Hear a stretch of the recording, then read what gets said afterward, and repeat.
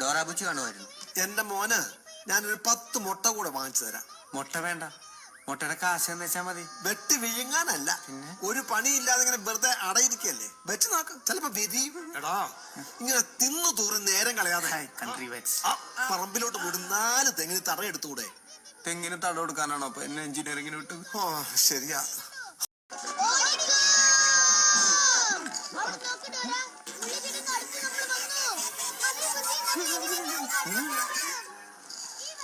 ഡോറാബുച്ചി കാണുമായിരുന്നു.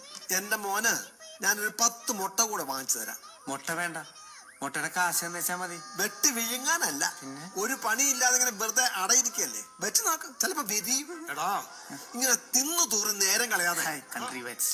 പറമ്പിലോട്ട് പോയി 4 തെങ്ങിന് തറയെടുത്തുകൂടെ? തെങ്ങിന് തട കൊടുക്കാനാണോ അപ്പൊ എന്നെ എഞ്ചിനീയറിംഗിന് വിട്ടു? ആ ശരിയാ.